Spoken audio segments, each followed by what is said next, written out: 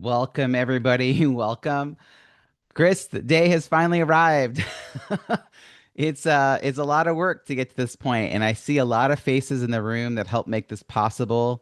Quite a journey you've been on. I've supported a lot of authors. I'm Robbie Samuels. I'm a book launch strategist and the MC for tonight's event, and I've worked with a lot of authors who've shared their story as part of a business book, but nothing like this. I stayed up late last night to finish your book because I had to know. I had to know how you were going to wrap that up. Uh, so wonderful to see how you've shown up in the world and what has led you to be who you are today. We're going to be celebrating the success of this book and hearing about sort of what comes next with you. For those who are in the room who would like to ask questions, there will be an opportunity to do so during the program. And we're also going to have an informal hangout with the author after. So if you are able to stick around, you get to spend some time with Chris as if, we were in person. There'd be a moment at the end of the event, we'd be stacking up books and you'd be rushing over to get your book signed. So we'll have a little moment like that at the end. But before we get to that point, we're going to have a few special guests that are going to come join us to share their experience of Chris in the world, how he's shown up for them. And we're also going to have an interview that I'll do with him. We'll have some prizes, a lot of fun ahead of us. But before we get any further in, I want to let you know that we will take your questions in the chat. Please write the word question in all caps, followed by your question. But now it's my pleasure to introduce the first guest. And then this is a longtime friend of Chris's. They met in 2019. I'm, of course, speaking about Susan Bradley, a mutual financial planning powerhouse. That's how they met. That connection has lasted huge impact on his journey. Susan is the founder of the Sudden Money Institute and creator of the Certified Financial Transitionist designation. She's also a respected author and one of the most influential voices in financial planning. Today, she's going to share about her relationship with Chris and the growth that she's seen in him, including encouraging him to pursue her program and write this book. Susan, I'm so glad you're here. Welcome to the stage. Thank you, Robbie. And congratulations, Chris. This is just awesome. I remember you talking about this last fall, and this is, I don't know, 6 months or so, and here we are. It is amazing. You get things done. Um, but more than that, it's what you got done. Um, I've been in this space learning about clients in transition, the human experience, grief is part of that. But I learned so much from you, Chris, because you've lived a life that I don't know anybody else who's been through as much as you have been through. And it's one thing to talk about grief, but your title mentions a collision of money, trauma, grief, and racism. That is potent, big stuff. I think a lot of us survive different traumas in our life and grief in our life. We all have to, it's part of life. But what I've always applauded you for is paying attention. You show up for these things. You have that full human experience, and it's not in an intellectual way. You show up as a full human, and you've given me some better ideas on how to absorb the shock of some of these moments of collision. Um, I don't have the experience of racism. I have the experience of grief and some trauma. But mixing all that together, I think because you've written this book, you have a different perspective, and it is extremely important for us. We all have these life events. We try and create the guidebook, but you have written a very different guidebook than anybody else could have written. And you could easily have just not done this. You've got plenty to do. I know you're crazy about your family. We hear these great stories about your kids. I'm so glad to see their faces here. And Anne Marie, I've not met you yet, but I hear how important the family is. I know your business is thriving and you still took the time. Um, I appreciate what you wrote about towards the end about your journey of learning about working with clients in transition. Um, there were great takeaways there for financial planners. I think this is going to be an important book for all financial planners because it goes deep. Um, the idea that there's purpose, that there are lessons with all these events.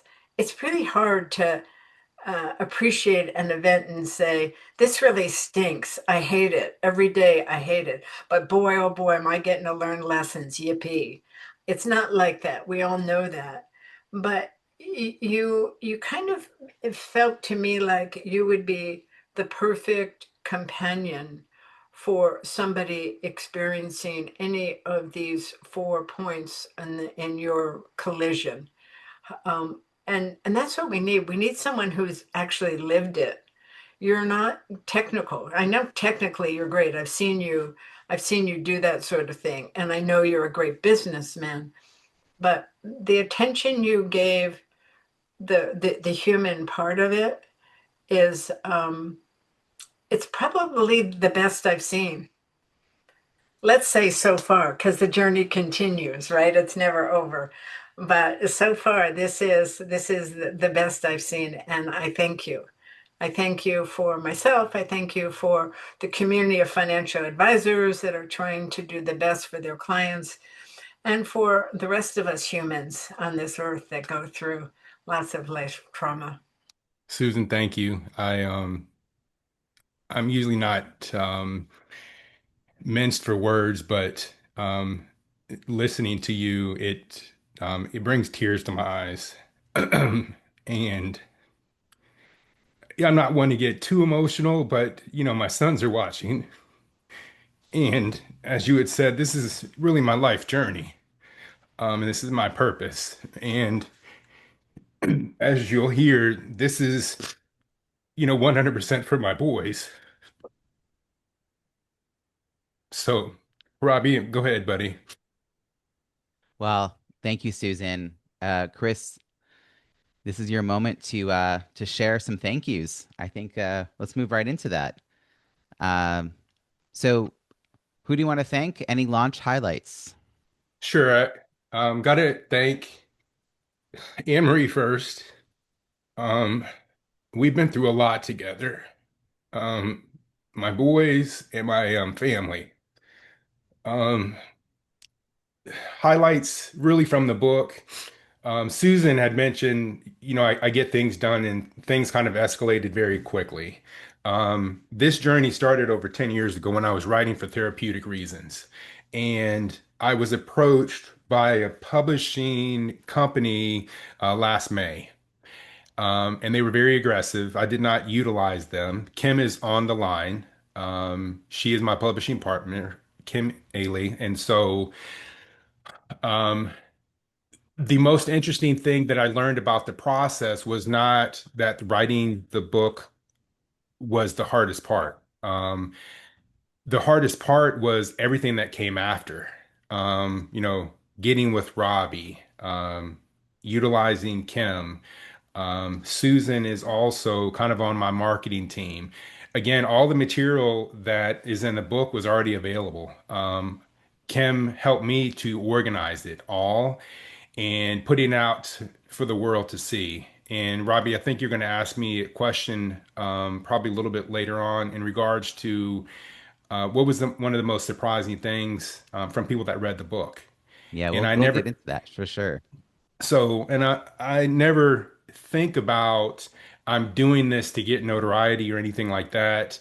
I just do it because it's the right thing to do. Hmm. And I was very pleasantly surprised about the feedback, the overwhelming feedback about the book.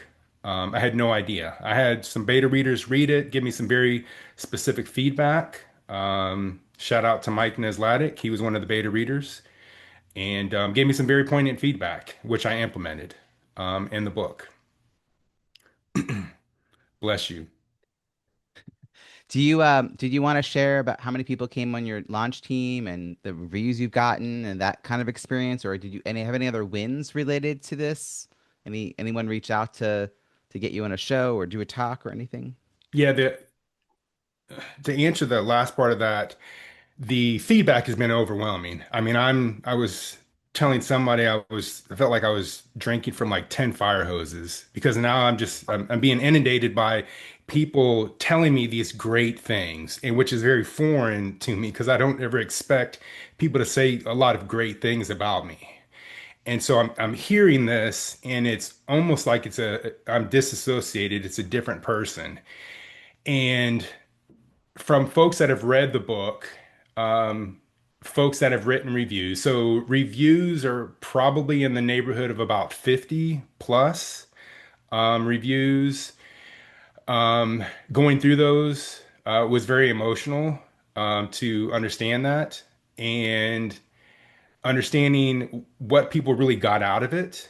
And it was really what I put into the book was what they got out of it. Um, there have been folks that have reached out to me that have wanted me to help them, whether it's an organization, or whether it's a podcast, or whether it's an individual, or there are advisors. And so, what I've understood that this book is, again, I said first and foremost for my boys. Right. It's a legacy for them to understand how much their dad has been through, but they don't have to go through that emotional turmoil that I did. And then secondly, it's for individuals that have a hard road. I have no doubt been through a very, very difficult road, right? But I'm on the other side. I'm living life after grief. And then third, it's for those advisors that are at a complete loss and have no idea how to work with someone that was Chris Dale, right? And so those tools are so easy for me to give. And again, Susan was, saying some things very lightly, but she's been in my life and she's pushed me to become a better advisor and a better person professionally. Um, and I say pushed me because I didn't always go willingly. And she would say, Chris, I think you need to do this. Um, and I really respect Susan, and I would just go with blind faith, and I have not been let down. Mhm. Thank you. Hey Chris, I'm gonna just join you for a minute on stage. Give you a chance to catch up with all the emotion. This is that's just it. Like this is such a real and raw book.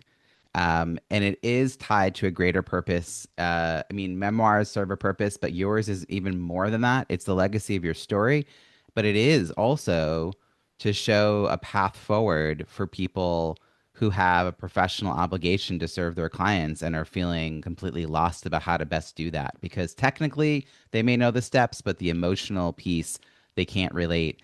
And I think you have really provided a window into that. What I said in my review is that it's hard to share a life in words that makes sense to someone who wasn't there to witness it.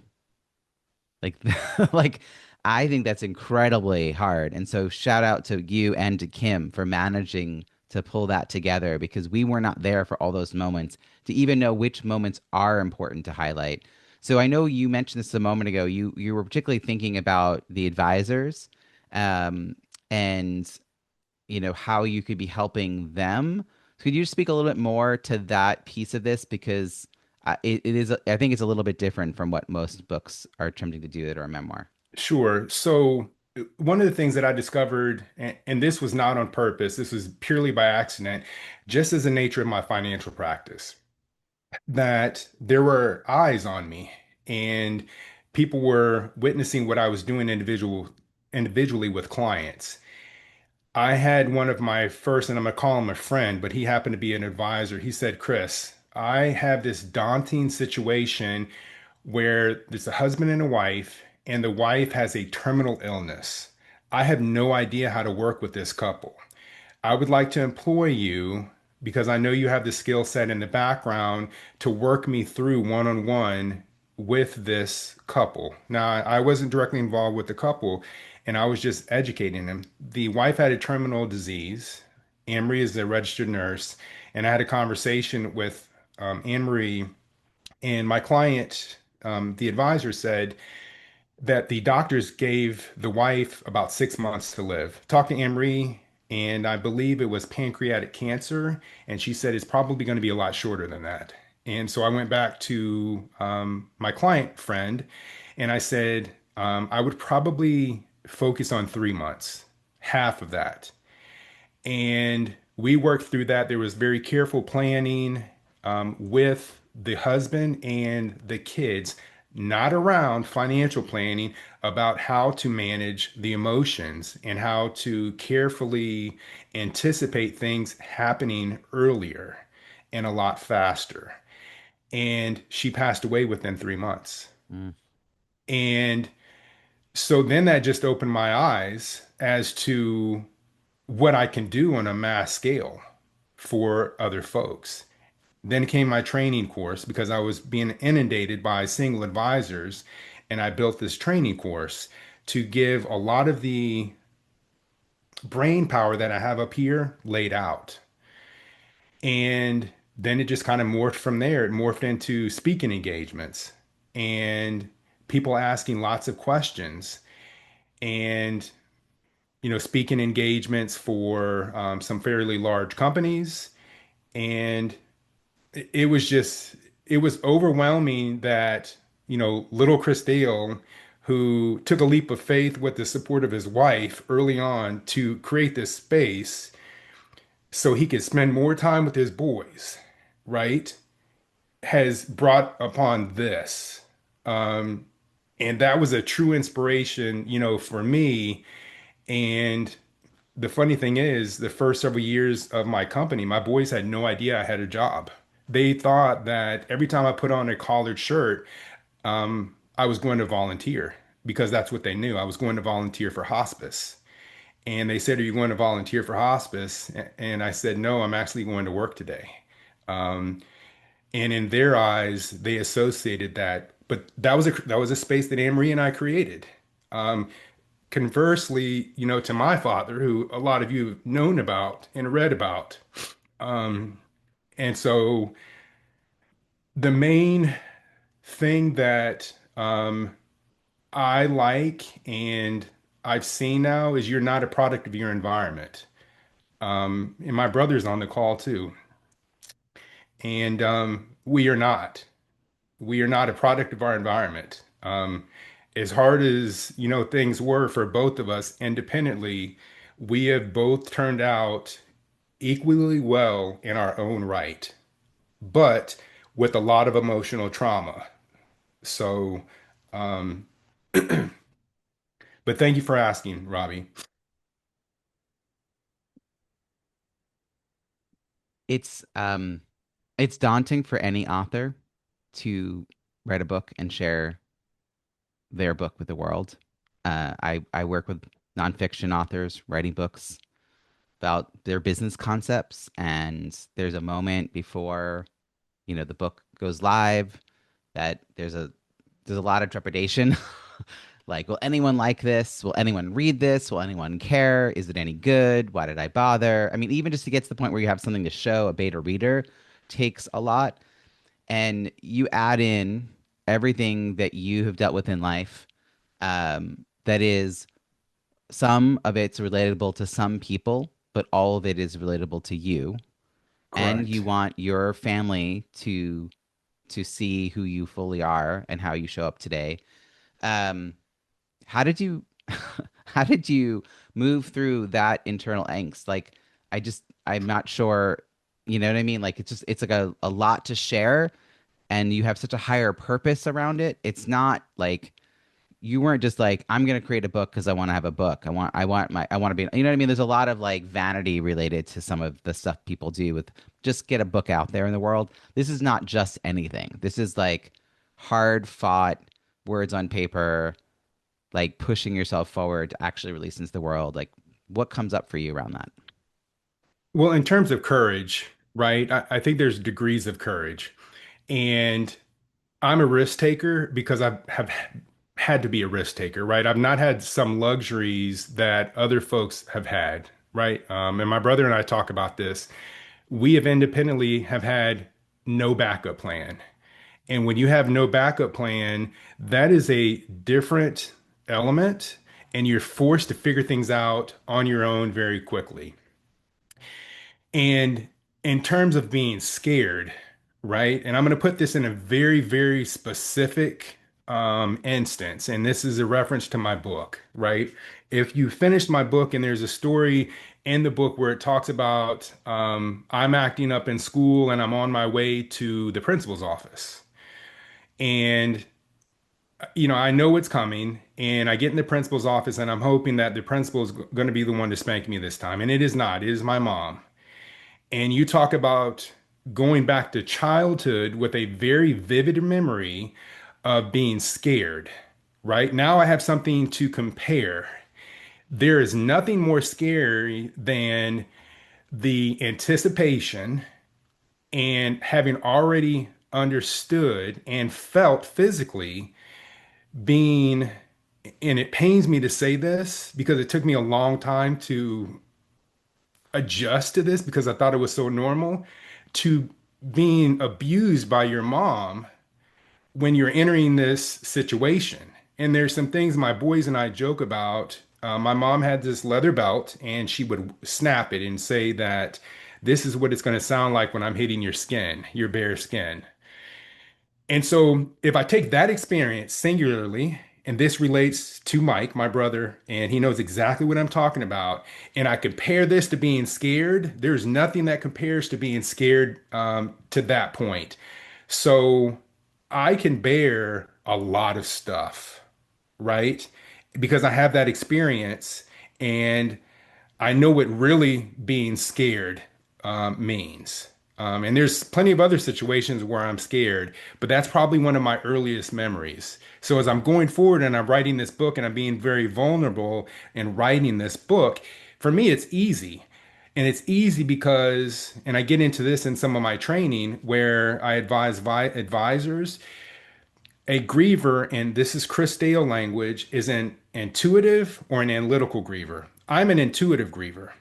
An intuitive griever, I like to assimilate with other people that have a shared experience and it makes me feel better, right? I also like to talk about it. Selfishly, writing this book brings back a lot of memories from other people that may have known things about me or my family that I didn't know about, but they share them. And it allows me further healing. Mm. So there's a lot that kind of goes in there. I'm a pretty deep thinker, Yeah. and it helps me, and through helping myself, I find that it helps other people.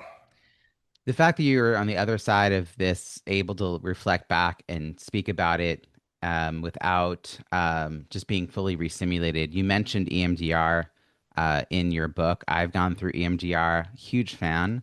So am Um, I. so could you just mention, I just think a lot of people don't realize it's like such a resource. It's a way to tackle some of this and release some of the emotion so you can look at it more clearly. So if you wouldn't mind, Sure. So EMDR, eye eye movement, movement, desensitization, randomization. yes. And so I'm thinking of a lot of things. I was not a fan or a believer in EMDR. My therapist recommended it. I had no idea what it was. And unbeknownst to me, I was covering up a lot of things. I was masking lots of things. And so my therapist said, Chris, you have a lot of trauma, and I'm going to relate it to a soldier coming back from war. And I was like, that sounds weird, but okay, I'll just go in because I'm releasing things. And so she had asked me to write things that are bothering me in the past, present, and future. And as I'm writing this list, it was a very narrow list, but as I got into EMDR, it expanded and it turned into 18 months of going to EMDR once a week. And anyone that knows that, that's a lot of EMDR. My wife obviously felt it because there were extreme highs and lows all the time as I'm processing all of this stuff. And so I love to give examples, right? And one of the examples was a racist incident. My wife and I own a condo downtown. And the situation where a gentleman got into my face and said that you people bring the values of our properties down. And in that instance, it brought every emotion within me to that individual. And that was from years of racist incidents. And so I was constantly in a fight or flight. That's not healthy for me.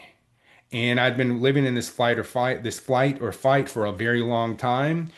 And so EMDR in that situation, so say that my pulse went to 120, okay, which it was probably higher than that in that incident. I can now encounter another situation similar to that, and my pulse barely moves. That's because I've processed it. It's also because I feel more in control of the situation, and now I can back away from the situation and I can look at it differently. And I simplistically describe it. Robbie, you and I walk down the street, you see a piece of grass, and it does nothing to you. I see the same piece of grass and yeah, I'm freaking out. And so I've had to do that I will tell with, you that I went because I fell as a kid, broke my collarbone, and any piece of ice, I didn't fall on ice, loose gravel, I didn't fall on gravel. All these little things would happen, and I would freeze. I would sure. not know how to move forward, and it's hard to live in Boston, where I was living at the Yes, time, and not come across those things just walking around town. So yes, and I think it's a beautiful way. It like you have a corrupt file for that memory, and it just allows you to access it and then save it in a place that's not going to keep being triggered open. So shout out to that because I think the fact that you said yes to a group therapy space, the fact that you said yes to a therapist at all, the fact that you said yes to EMDR, I mean, I gotta say, like men generally don't correct. seek out support. So you're also something that hasn't been named is you are giving people who have some of your lived experience as a man in the world a view of what healing could look like if they allowed themselves to access those tools and those resources, which is really incredible. I have family that has lived through a lot, and they're like, "I like who I am today. I'm not going to deal with it." Like they just like, I'm like, but who knows what thing could set off everything else falling apart in their life. I want to move to how people reacted because you've mentioned this a little bit. It feels like people liked your writing and just generally the depth and the honesty. But you've gotten a lot of early reviews. I mentioned in the comments in the chat here that you've collected lots of reviews, but about 2 dozen are on Amazon. So if you have written an advanced review, go make sure it's on Amazon and let us know that you posted it. But yeah, what was it like to get those early reviews that were coming in before the book was even out there? You had shared the advanced reader copy, and people started to comment on it. Sure. I'm going to share another story. So someone that was an early reader, one of my close buddies, his name is Chris. Um, I didn't tell him anything about the book. He knew that I was writing the book for a long time, and he took it upon himself. And Chris, just to give you an idea, Chris is about 6'1" or 6'2", about 240, 250 pounds. He's a big guy.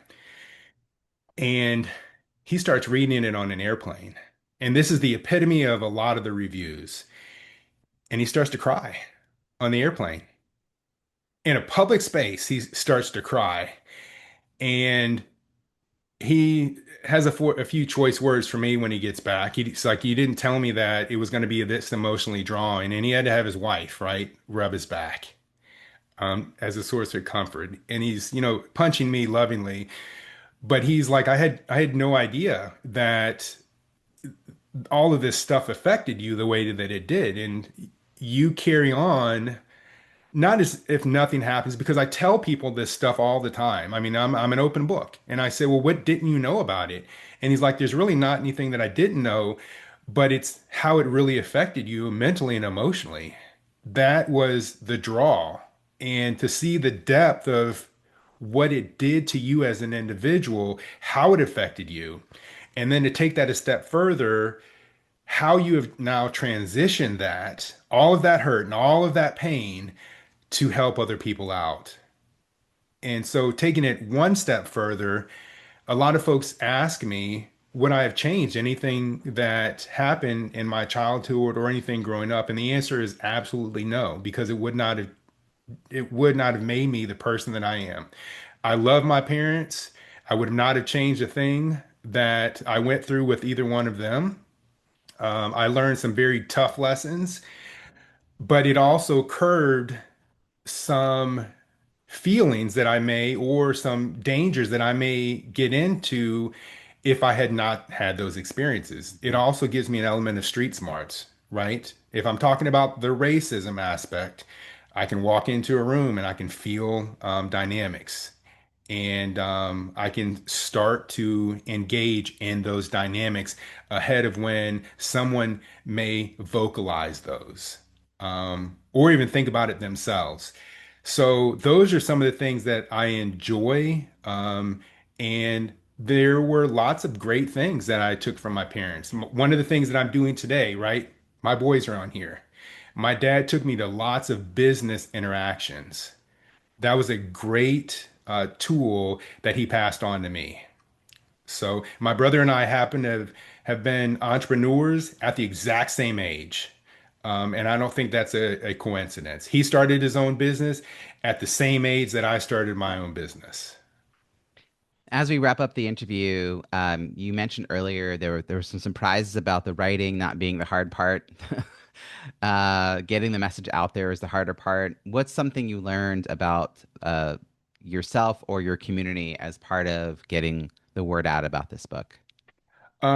The thing that I learned about myself is that I tend to employ and I tend to have the right people in my life and the right people in my corner.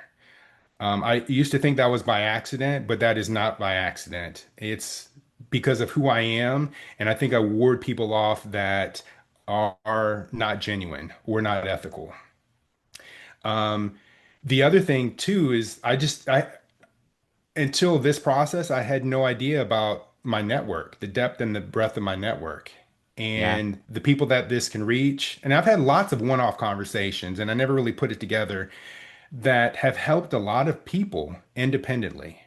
And I see a lot of, and I hesitate to say clients because they're not really clients; they're more friends. So every one of my clients has just about met my family. They know my family, that's awesome.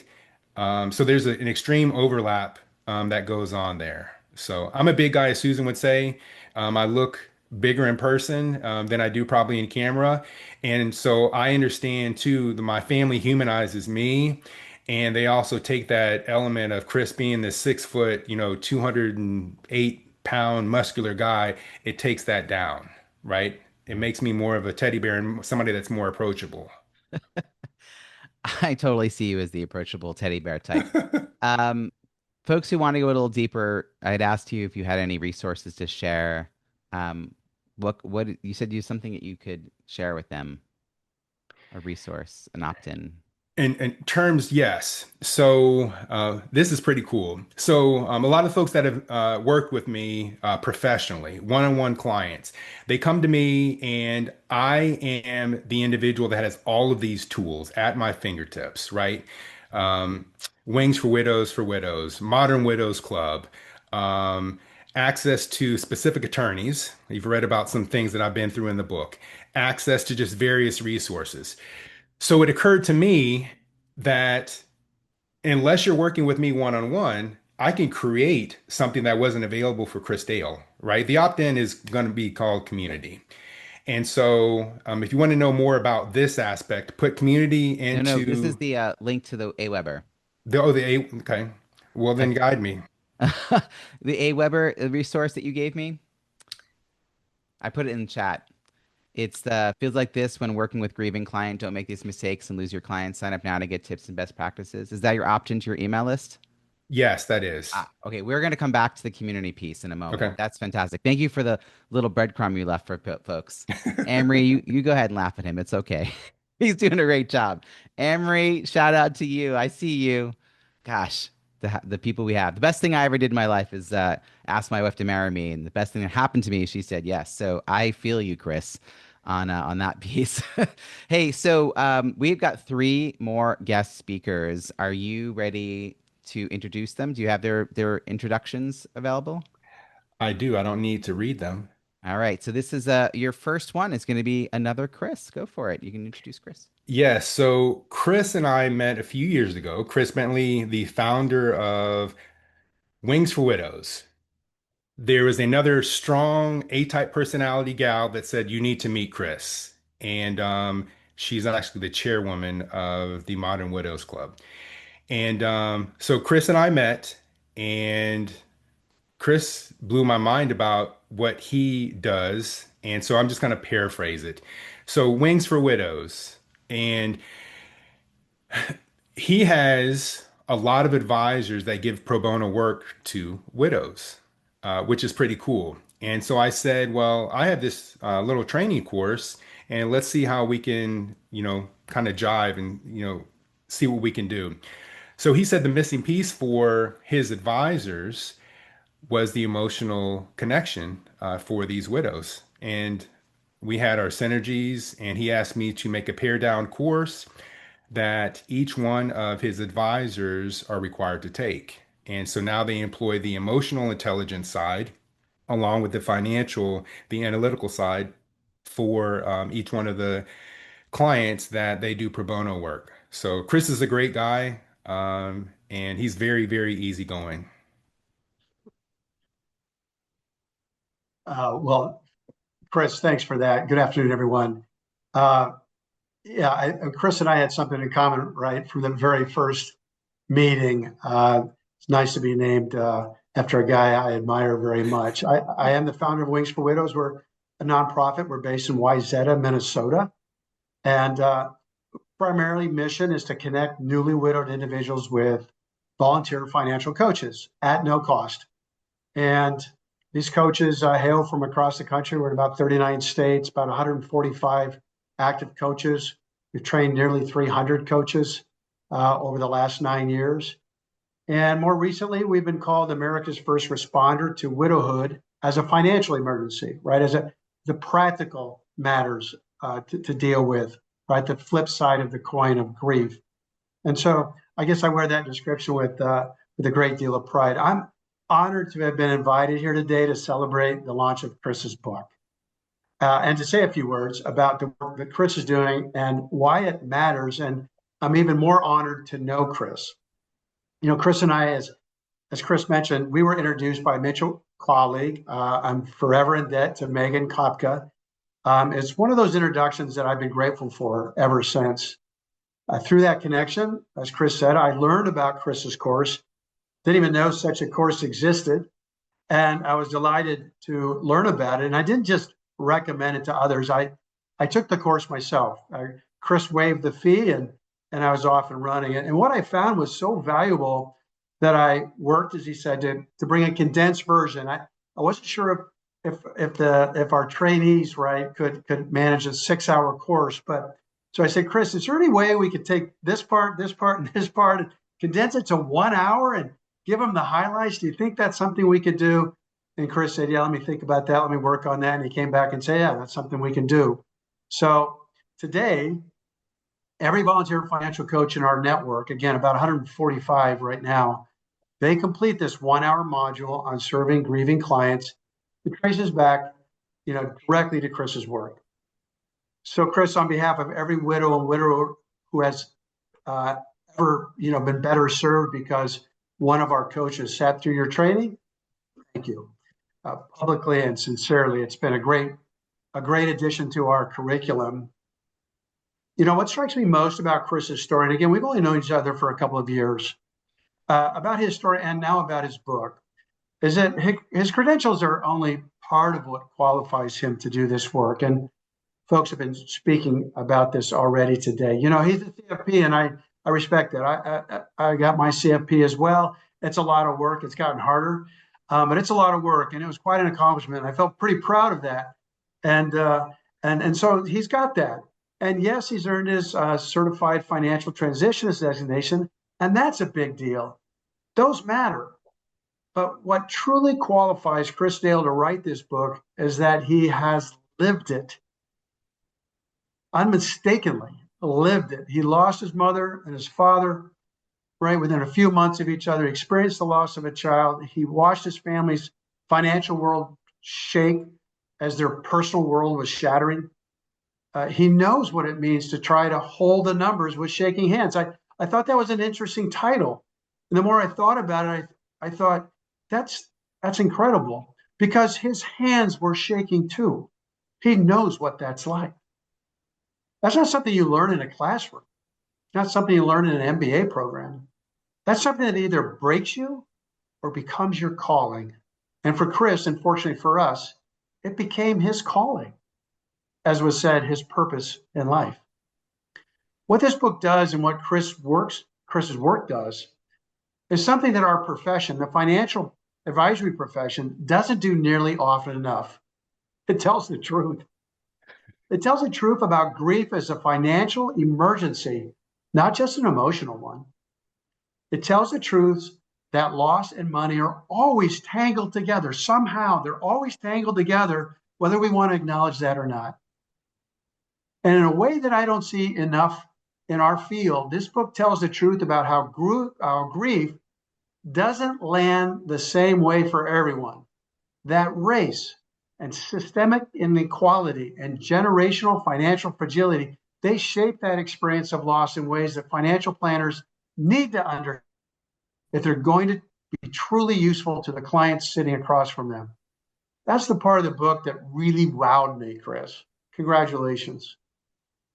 At Wings for Widows, we work primarily with widowed clients, men and women who are often confronting the financial dimensions of their loss within days of a death. The shock of realizing that you don't know the password to a bank account, the terror of opening a stack of mail and not knowing which bills are real, which debts can wait, which debts you even owe, the loneliness of sitting across from a professional who speaks fluently in financial terms, but never once acknowledges the grief, right? The 800-pound gorilla in the room. And I've heard these stories hundreds of times. So what Chris is building and what this book represents is a roadmap for doing this better. Thank God. For our advisors, it's a guide to becoming the kind of professional your grieving clients need. For individuals, it's a reminder that you are not alone, that what you're experiencing is real, and that there is a way through. Chris is proof of that. I want to say one more thing, and I'll let us get back to the celebration. There aren't many people in the financial services who are willing to be this honest about their own losses, about the limitations of our profession, and about the ways that race and systemic inequality intersect with something as deeply personal as grief. Who's ever thought about that before, let alone present it as Chris has?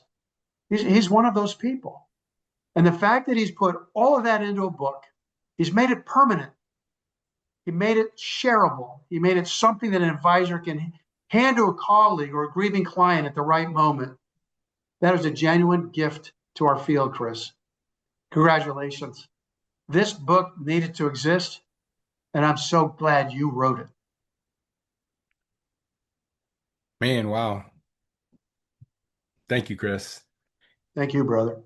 I see a couple of your advisors on the line too. And one of the things that you had said that, getting some of those credentials, I'm going to put it in perspective, are difficult. Getting my CFP, I had to take it 3 times. I'd like to say that I'm a pretty smart guy, but when you have grief fog, it makes it very impossible. And what I was told after the first time of taking the CFP, your chances dwindle. After the second time, you basically have no chance of passing the exam. I knew within myself, and this goes directly to my boys. Doesn't matter what anybody else tells you. You know within yourself what you can accomplish. And so I passed it on the third time, and they don't give you a score, but I scored significantly higher than a lot of my peers. And that was because I had this knowledge now ingrained in me. And I'm very thankful that I had to take it three times because my knowledge surpasses a lot of my peers. Just because I had to retain the information, I had to apply it three different times. So, Chris, you're an inspiration to me. Um, and I appreciate, I won't even call it a partnership. I'll just say our friendship. We work well together. You Thank ready you, to Chris. introduce your next guest? My next guest, Surma.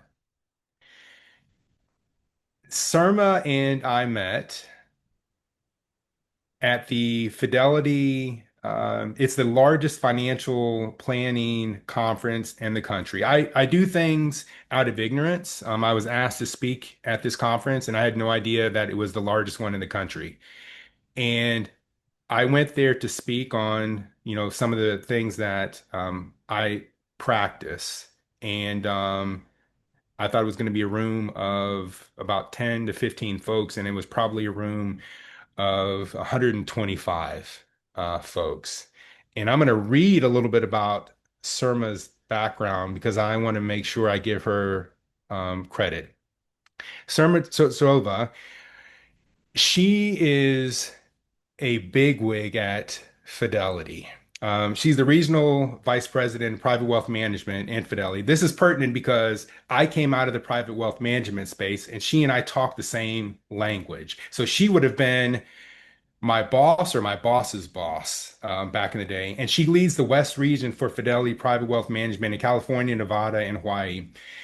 And she supports a number of wealth management advisor teams who work with ultra high net worth clients and families to co-create comprehensive and integrated intergenerational wealth plans and investment strategies. One thing that I'm going to note that really draws Surma and I together is Fidelity's want and their practice of employing the emotional intelligence side when they are working with these ultra high net worth families. Surma, thank you very much. Hey, Chris. First of all, congratulations on just being you and extending who you are by writing this book. I've been listening everybody's comments here, Chris and Susan's, and very much looking forward to hearing more. But to me, it sounds like you just grew another heart. I was going to say another arm by writing this book, but it's another heart, another organ. I feel this book is such an integral part of who you are.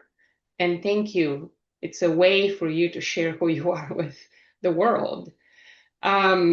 I'm honored to be invited to be here and speak about our relationship and the impact that you have had on me and others, other people on my team and the organization as a whole. It is correct. We met about 2 years ago in May of 2024 in San Francisco at the NorCal Financial Planning Association conference. I've attended the conference about 20 times and I've heard probably 200 speakers. And there was one speaker 2 years ago that I wanted to follow up with. One speaker who just grabbed my heart. And you can imagine, you go there to get your continuing education for your CFP, to network, to learn. So there's everything from capital markets to international to practice management. And this talk on grief just, I don't know, you said shaking hands, it's shaking voice that's happening right now. So, what really drew me to your talk is your ability to combine this intuitive and the analytical path that you very clearly described. There are really two paths that happen when a client goes through transitions, before the transition, during the transition, and after. And there are two paths. And most of us, human beings, we like to be immune from trauma and from death. So when somebody dies, we almost feel like it's contagious. Yes, we check in, but kind of withdraw. And the way that an advisor withdraws is by staying on the analytical path. Let's talk about your accounts. Let's talk about your numbers. Let's talk about, changing the beneficiaries, things like that. So you very clearly described that it is the advisors, it's a human choice to take the path and that which path to take and when to take it. And sometimes it's both paths. And it's leading the client on toggling between the two. And I'm glad that you mentioned Fidelity. Fidelity has a Center for Family Engagement where we do have thought leadership based on neurological research that talks about the emotional network and the analytical network. And the fact that for human beings, it's very hard to be in both at the same time. It's just, that's how our brains work. So we need to toggle between the two, you know. So if, for example, I'm in a client meeting and I'm finding myself to be on the number side, that's okay. Just being aware that I also need to do a little bit of shaking hands and shaking heart and then going into that direction, and toggling between the two. So yes, financial planning conference happened. And for me, Chris was the celebrity at the conference. So what I did is I grabbed his card and I emailed him and said, this guy is never going to email me back. He's like the celebrity. He's like the big wig, speaking of big wigs. Chris responded right away. And I didn't even know I emailed him. I'm like, you struck a chord. I lead a team of 80 people within an organization that has thousands of advisors. But the people that I'm directly responsible for are, about 80 people. I'd like you to, similar to what Chris said, come in and help me educate these advisors on the two paths. And Chris said it's going to take 6 hours. So we said, well, let's start with one. So we invited Chris 3 months later in August. And not just he came to talk to the advisors, but he actually connected. There was an advisor who had just lost her dad, so Sandra. So we connected them and I said, listen, I am going to be on the bench. I don't need to be in the middle of this. Sandra and Chris actually worked together to make the introduction, deliver the course, come up with stories. And then this was August of 2024. So this didn't go away. As a result of that, advisors started asking for, Chris's course, for other resources. So just last week on April 21st, a group of advisors, not led by their leaders or coaches, they started the Grief Book Club, a monthly gathering where advisors at Fidelity are going to, have a conversation with Fidelity and non-Fidelity experts about, helping clients through transitions, including grief. So in summary, what I wanted to say, Chris, is that you impacted one person, me, but through that, you impacted many others, the team, and these people are impacting many more clients. And this is how we change organizations and also the world in terms of transitions, trauma, and systemic things like racism. So thank you so much. Thank you, Surma. I had no idea that it was that impactful. Candidly, when I was going to the conference, as I do, and I may have mentioned this, and when I go to conferences, I try to negotiate my boys attending. And I was just kind of stressed that I was probably missing a game that I was coaching and I was going to be away from them for the weekend. And I'm just, trying to do my thing, kind of get in, make the most of what I'm doing at the time, and then, kind of get home. And I just try to leave my mark wherever I'm at. And until you said that a couple weeks ago when we had a phone call about I was one of the best speakers, I thought I had to look around and I thought you were talking about somebody else. Um, and I never really put myself in that category. And when you say that I'm a big wig or a celebrity, my boys are gonna probably laugh at that. But I never put myself into that category because I've had people that have pushed me away that have been more important than me on the surface. And I never want to make anyone feel that they are less than me. Um, or I want to reserve that to people that probably deserve it. Um, and so it allows me to be more approachable and a lot more hands-on. And candidly, it's sometimes exhausting, but I know if I'm able to help that one individual, it may help them tremendously get over something else. And I'm just sacrificing a few more minutes. Speaking of minutes, let's hear from Corey, and then we've got a couple more fun things planned if folks are able to keep with us. Corey, Chris is going to introduce you now. You're ready to go. Hey, Corey. So Corey is also, I would say, a bigwig at XYPN. So if anyone doesn't know XY Planning Network, they are an organization that got off the ground, I don't know, 12 years ago. I maybe Yep. mixing up the exact time frame. But it was a platform where advisors like myself, whether you were a solo practitioner or you were trying to become truly independent registered investment advisory, where you're not working underneath the guise of anyone else. And that was what I wanted to do. I wanted to create this space to where I was ultimately working for my family's benefit. And XYPN did that for me. They had the technology that I wanted. They had the compliance aspect, and then they had some other tools, and they networked us, the folks that are involved, with lots of other advisors that are doing the same thing. So Corey's the vice president of membership at XYPN. And like I said, they play a very significant role in supporting advisors across the network. So Corey's going to share some information about our ongoing relationship, my involvement with the community, including leading conversations on widows. And they all obviously they gave me a platform where I could feel free speaking in terms of racism and discrimination, specifically in our profession, by hosting webinars, working with specific grieving clients, and then also contributing to the diversity network. Thank you, Corey. Yeah, thank you so much, Chris. It's a real privilege to be here celebrating you and this accomplishments.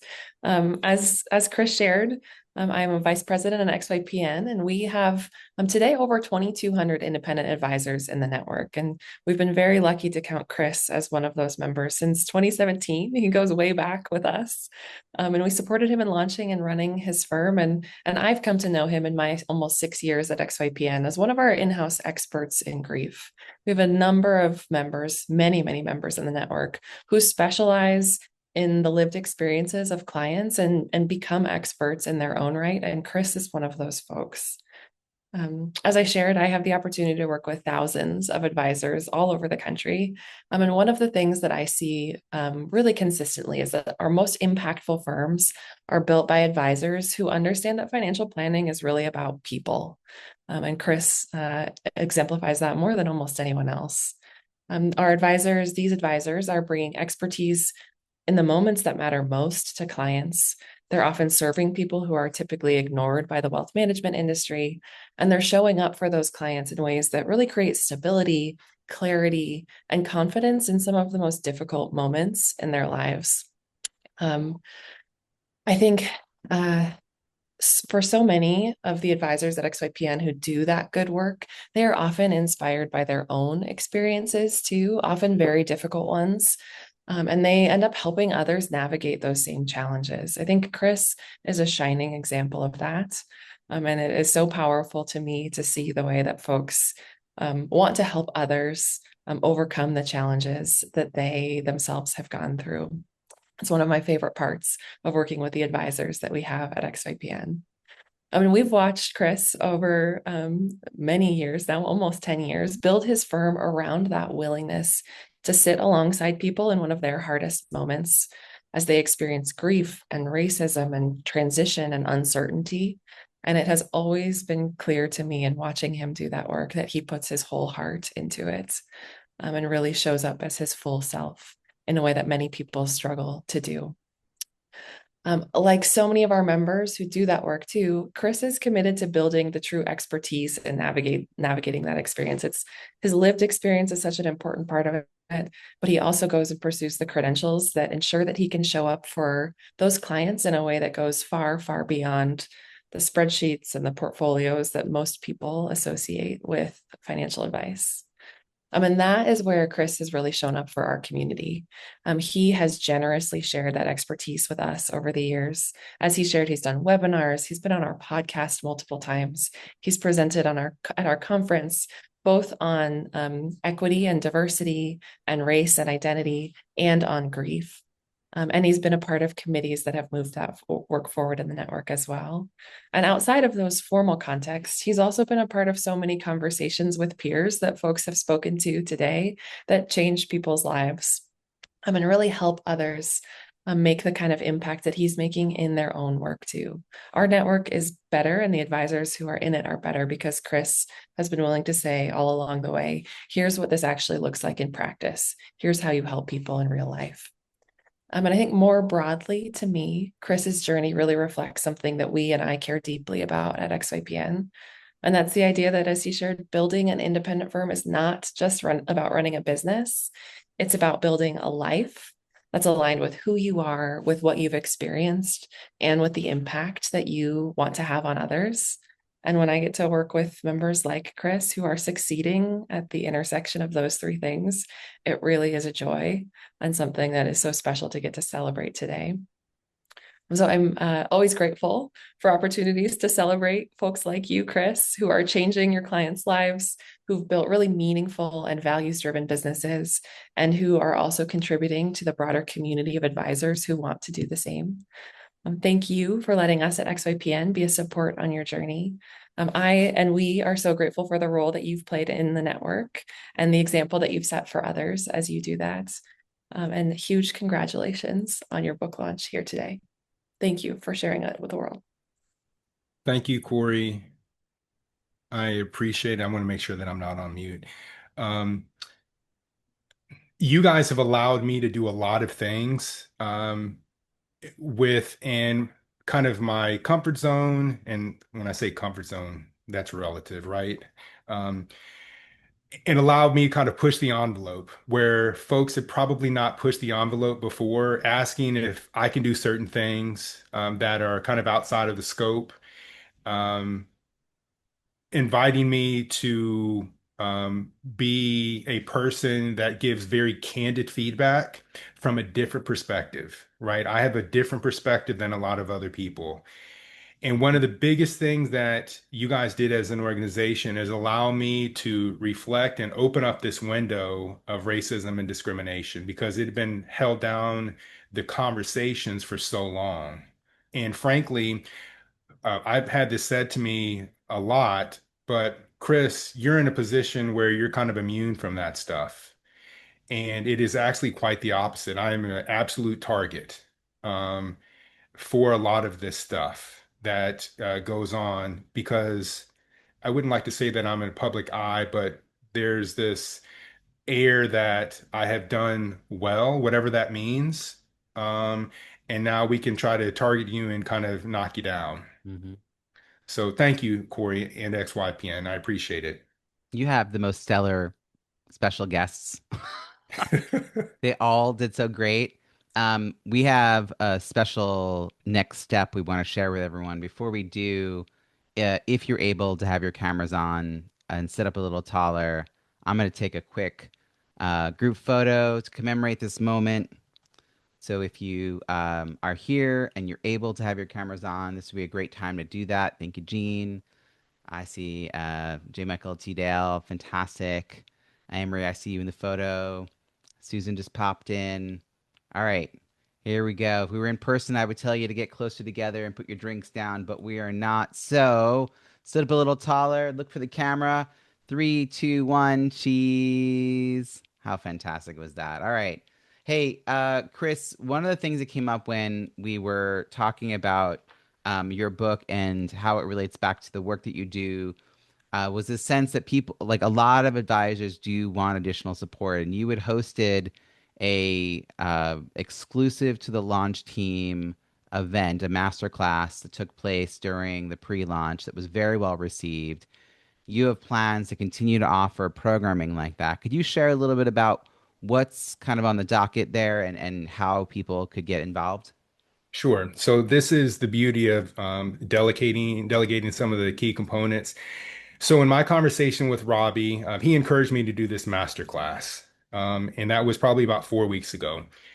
And through writing the book, right, I had a client that passed away actually at the Sudden Money Institute conference. It was a Wednesday. I got a call from an attorney, and as I'm going through things, I'm thinking about this master class, and I have experience that I would say most advisors do not have. And this experience, this is Hugh Breeze in the book that I speak about, is taking a client well before retirement, putting them in retirement. This is the analytical part, seeing them through retirement, having them live their goals to the nth degree, and then putting a plan into place for them to exit this life. And then taking it a step further, being instrumental in helping aid through these final days of life. And that's really where my hospice training comes into play. Mm-hmm.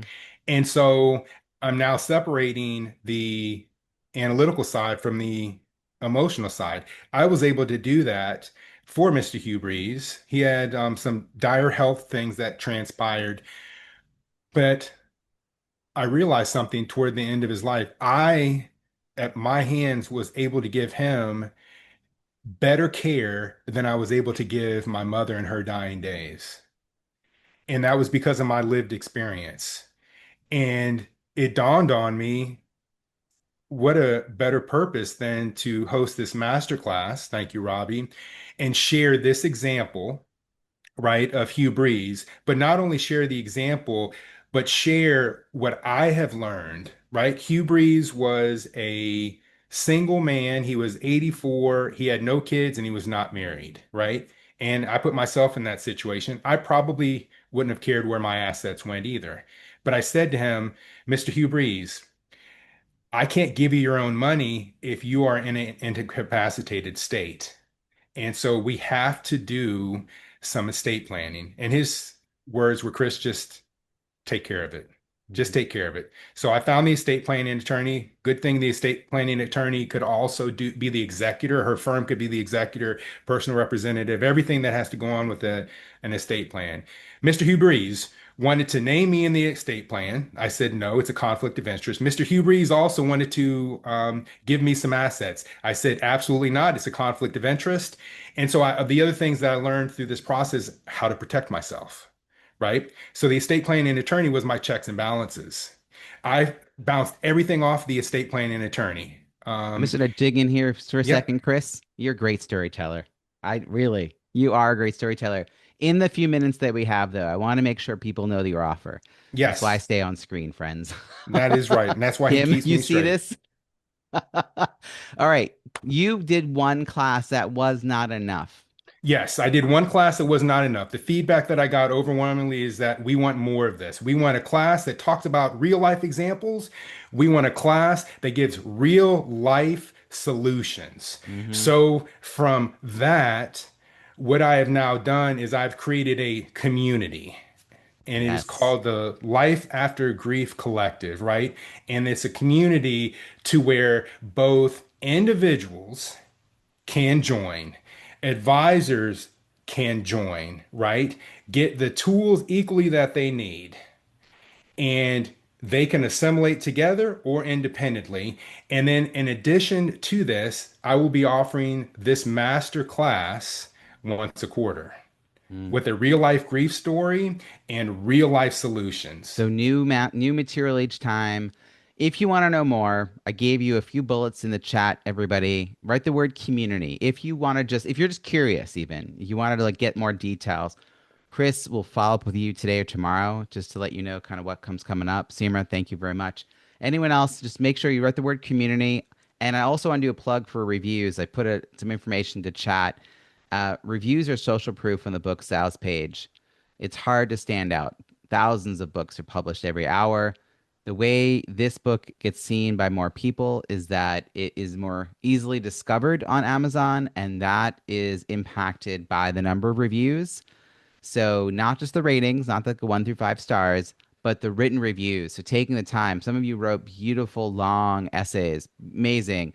Doesn't have to be more than a few sentences. I gave you some prompts. You can pick a couple of those prompts to share, a memorable story, how it impacted you, who you think this book is for.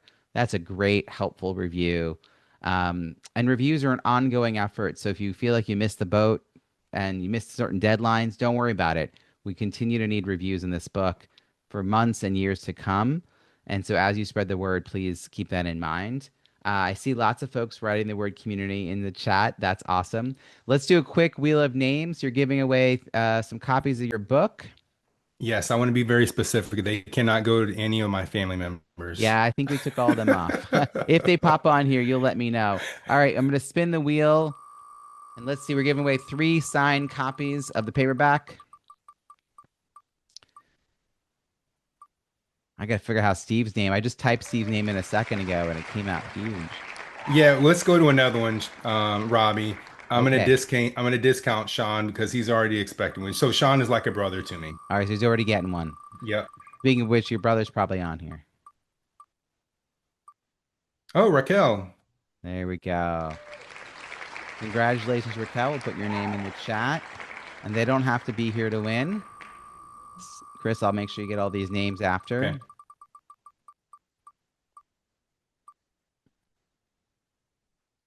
John Stanley. There we go. He's And not we'll... going to get one. His wife is going to get one. As it should be. All right. One more time around. Ah, Kareem. Okay, cool. So fantastic. Glad we were able to share a little love with folks who registered for the event. Um, as we wrap up here, I'd love to hear about the teaching you do, not just the community that you offered, but people bring you in specifically.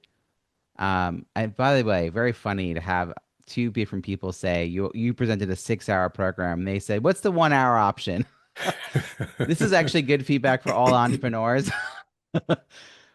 It's also good for them to know that there's more. Like a 1 hour lunch and learn scratches the surface of a topic, but I love that you go deeper. So we know you have those 2 things, and we also have heard. I'm just going to tell you the things we've already heard, Chris.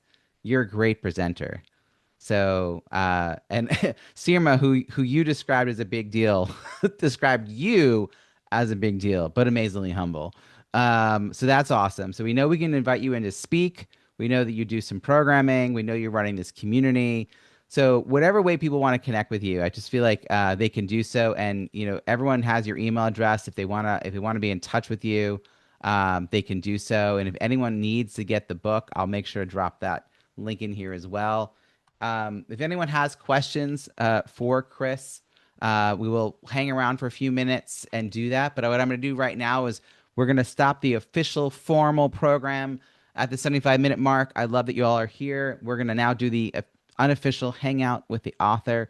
This is what would happen if we were, stacking chairs at the end of the night, putting all the books away. Kim would be in the back, packing up the books. And people will be lined up to talk to you, Chris, about one of the stories in your book and the way it impacted their lives. Chris, are you taking this all in? This is a lot. It'll probably hit me later. That's why it's all on recording. All right, here we go. We're going to take off all these spotlights. Thank you to all that were watching from the replay. All right, here we go. We're going to do some hangout. Hello, friends. My job here is just to lightly facilitate. If you're still here and you'd like to say something, you can give a wave to the camera. If you're off camera, you can use the raised hand button on the bottom of your screen to queue up, or just unmute and I'll know that you're interested in speaking. But before I do anything else, Anne-Marie, will you please unmute and say hello to all of us? There was like this hold on a second. Let me make this official so you can do that. Go ahead. Now you can do that, Anne-Marie. There was a subtext throughout the book about your story, and I was beautiful to see that. And you two got together and then everything sort of happened. Right. Life happens. Life happens. But hello, everyone. Thank you for joining us. Yeah. Yeah, well, if on Friday we're going to celebrate 22 years. So it's been a lot, but we're getting through it. It's been a great time. Yeah. Well, thank you for being part of all of this. That's really awesome. Kim, I also want to call on you because Kim, you did an impossible task taking someone's story, helping them shape it into a book. This is a really different kind of story. This is a really different way to approach a book. What are your thoughts on that? Oh my gosh, I am grateful. I just feel like the conduit to be able to lift you up, Chris, and tell your story. You had put so many things into words, and also you have such a great podcast and such great material that I just had the joy of helping you to craft it and put it together. But dang, what a powerful story. It was one of those things where we would work together and then I'd have to take a little break and go, "Whew." This is Yeah. intense. This is amazing. And as I worked with you, and I love Robbie, how you mentioned Anne Marie, you and also both Eli and Gideon are throughout this book as Oh, well. It's crap. definitely a family affair. I felt so, Andy OG. He's popping on and screen. hello, Pupper. Um, and but I just felt that so strongly as we were working together, Chris. I just felt like I felt Anne Marie and Gideon and Eli as well. So it was amazing. I want to just say, share something with Kim and everyone who's listening. So the conference that I met Surma at, there was a gal, I forgot her proper title, but she was the one that was kind of responsible for gathering all the speakers together and giving them a gift bag. She subsequently um, wrote a book called The Grief Train, and she's a widow. And she tracked me down. She put her book in my bag, and as I got back, I was busy, and she tracked me down and said, "Hey, did you read my book?" And I said, "Not yet." And I did read her book, and it gave me a huge insight on widows and their experience. But Kim was her publisher. And as I'm vetting publishing Ah, folks, I knew that I needed someone that could take all of this information that I've already written and I've already prepared and put it together. But more important than that, I needed somebody that could get into my head and understand how I think and how I tick. And Kim was the sole individual that was able to do that. amazing. And I had some other experiences with some other publishing firms, and I'm not going to name, that were not genuine. And as I am a very ethical person and I like to work with people, I'd like to also stretch people that I'm working with. Um, Kim was all that and more, and she brought a lot to the table. Robbie was an introduction. Susan Friedman was another introduction. There were some very other powerful introductions that made me look a lot better than I already look. So thank you, Kim. Mm. You are so welcome. Hey, Susan's here. So, Susan, you want to share any thoughts? Because you've got big plans for what comes next. This is the official handoff. Kim to me, and now me to Susan. Susan, your turn. Oh It's like a dear. family triathlon. Yeah, I love it. I love it. This has been amazing. Congratulations, Chris, Robbie, Kim, Anne-Marie. So, yeah, it's been Chris and I now been working maybe 2 months together, and his energy, his empathy. Um, just the plans that he has, and already, he's already going from 0 to 100 with what he wants to do with this. And yeah, he's